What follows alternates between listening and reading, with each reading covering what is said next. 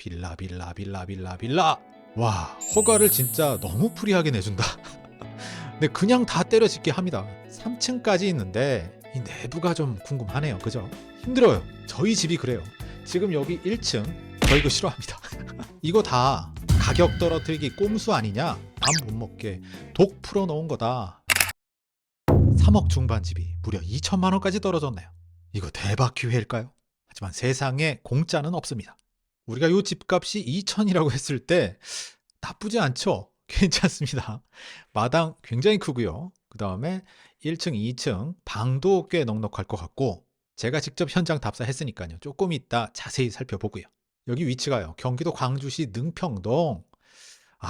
조금 불안하죠? 이렇게 산 따라 올라가는데 제가 직접 운전해 가봤습니다. 주변이 온통 산밖에 안 보이는데 이런 나홀로 입지 찾는 분들 더러 계시죠? 네, 그분들이라면 어떨까? 하지만 오늘 물건은요, 이렇게 동네 모양처럼 쉽진 않습니다. 지금까지 봐온 어떤 매물보다 가장 권리관계, 서류가 복잡했던 바로 그 매물. 지금부터 하나하나 꼼꼼히 들여다보도록 하죠. 순서는 무척 간단합니다. 난, 나, 광, 난개발, 나홀로, 관광지로 입지 전체를 보고요. 무부탈, 무릎 부담지수, 관리 부담지수, 탈출 부담지수로 집 내부를 들여다보죠. 입지나 집을 떠나서 권리관계가 아주 복잡하면 결코 라스트홈이 될 수 없다. 이 말이 무슨 뜻인지 지금부터 따져보겠습니다. 자, 복잡한 얘기는 조금 이따 하고요. 바로 우리 물건지까지 들어가 보겠습니다. 큰 길에서 안쪽으로 들어가는 모습인데, 야, 정말 대단하죠? 네. 전부 다 빌라입니다. 빌라, 빌라, 빌라, 빌라, 빌라. 네, 빌라촌들. 여기 이 좁은 외길로 출퇴근, 와, 정말, 네, 끔찍합니다. 네, 지금도 이렇게 버스 정류장에 줄 서 있는 모습들이 보이고, 요 앞에 편의점이 하나 있습니다만, 출근 시간이 지난 모습인데도 이렇게 차량들이 꼬리를 물고 있습니다. 길은 나름 좀 반듯반듯합니다. 주변에 빌라들이 많아서 그렇지, 양쪽 빌라들에서 이렇게 쏟아져 나올 차량들 생각하면 아주 무섭죠. 편의점이 또 계속 덜어 있습니다. 인구가 꽤 되나 봐요, 요 근처. 네. 한참을 올라갑니다.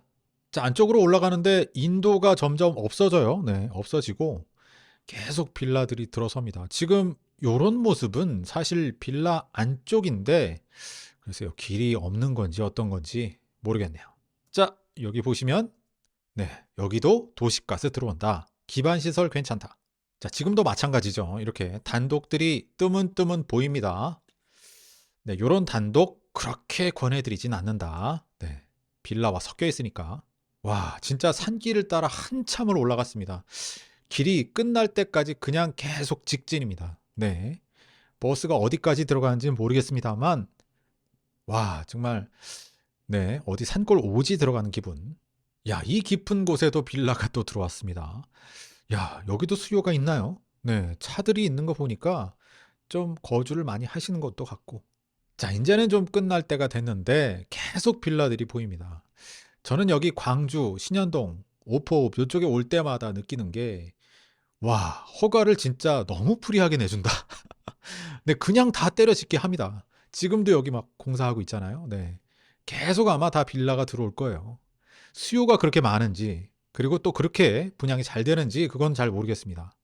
야, 이렇게 하면 좀 글쎄요. 자, 가장 끝단에 보이는 여기 요 마을이 바로 우리 물건이 있는 마을이죠. 지금 요쪽은 산으로 되어 있고 따로 개발은 되어 있지 않습니다. 아주 멋진 집이 하나 보이는데 여기는 회사로 보이더라고요. 자, 길이 굉장히 협소하죠. 네, 요런 식으로 꺾어서 올라가면 네, 여기입니다. 여기. 네, 여기. 네. 똑같은 집이 쌍둥이처럼 두 개가 있고, 한쪽 집에는 지금 거주를 하고 계세요. 누군가가. 그리고 우리 물건은 아직 뭐 사람의 흔적이 없었습니다. 저는 일단 지나치고 계속 한번 끝까지 이렇게 올라가 봤네요. 여기 끝에 오니까는 단독들이 조금 호젓하게 있어요. 네, 신축들로 보이는데 최근에 진 모습입니다. 여기 사시면은 많이 불편하실 텐데, 그죠? 자, 이제 모든 게 다 끝났습니다. 모든 게. 집들은 더 이상 없고요. 요 앞으로 올라가면 그냥 텃밭들, 농촌 마을 그런 모습들이 조금씩 보입니다. 길은 없어요. 자, 구글 맵 들어왔습니다. 우리 물건이 여기 있고요. 아까 요 길 따라 이렇게 올라오는 모습 잘 보셨죠? 네. 난개발 점수는 5점 맥입니다. 또 나홀로 점수. 네, 주변이 온통 산, 논밭이고요. 사실 아무것도 없습니다. 버스가 여기까지 들어올 리는 만무하고요. 이어서 주변에 관광지랄 게 아예 없죠. 관광지 점수는 0점 되겠습니다. 제가 최근에 답사 다녀온 현장 모습입니다. 마당이 굉장히 큰데 거의 관리가 되고 있지 않고요. 1층은 거의 필로티 구조, 1층, 2층, 3층으로 이루어져 있습니다. 자, 우리 물건 하늘에서 바라봤습니다. 지금 마당이 꽤 크죠? 근데 옆집이랑 크기가 거의 비슷합니다. 근데 눈여겨볼 건 요렇게 한 절반 정도는 공구리를 쳤다. 다행히. 이 나머지만 관리를 하면 되는데 요 정도는 글쎄요.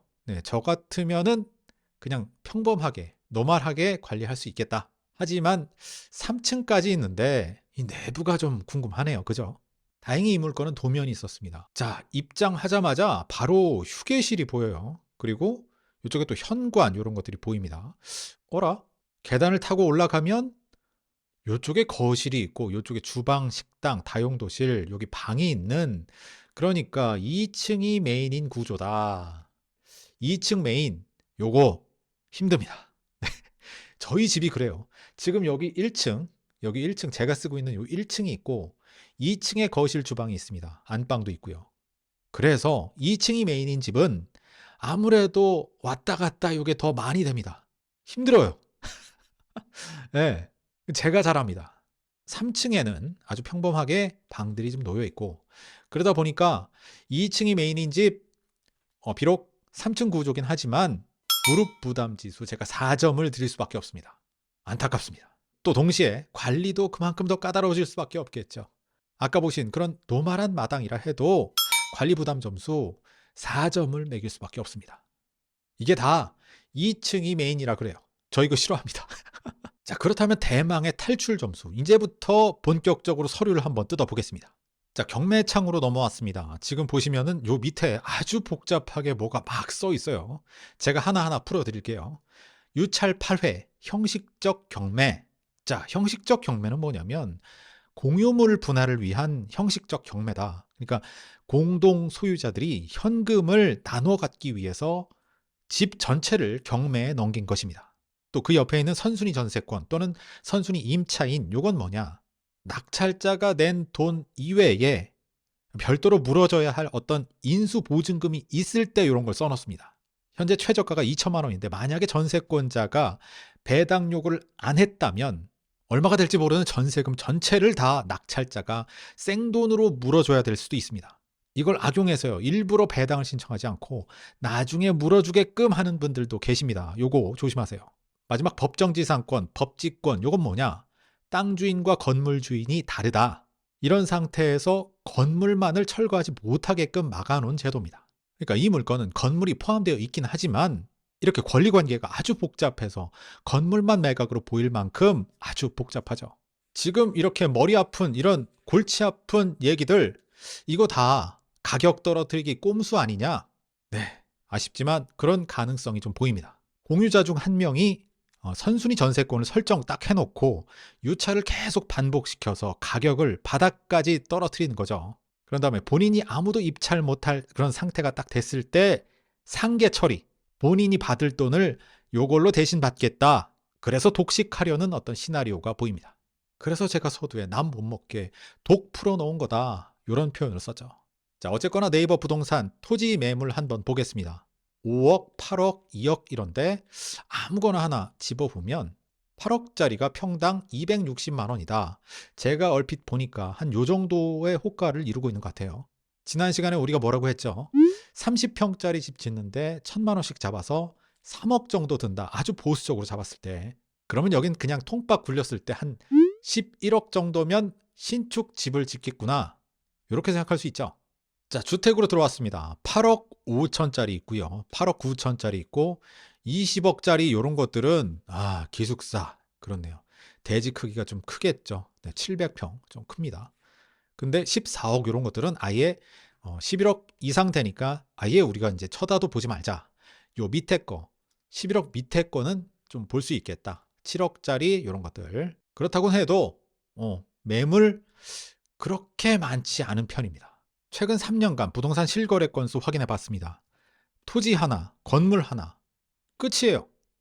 네, 이 동네는 이게 답니다.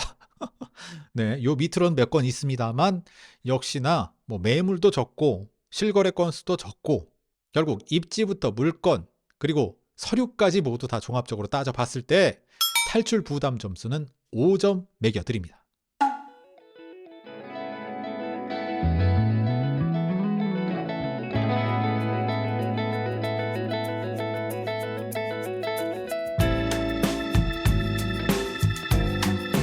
지금까지 보신 영상의 판단 기준은 제가 지난 5년 동안 200곳 이상의 전원마을을 답사한 그 경험치들을 녹인 것들입니다. 영상 이상의 더 디테일한 노하우가 궁금하시면 아래 홈페이지로 들어가서 확인해보세요. 여러분 인생의 마지막 집을 찾아드리는 찍사홍의 라스트 홈, 언제나 여러분의 진정한 독립을 기원합니다. 주거 독립 만세!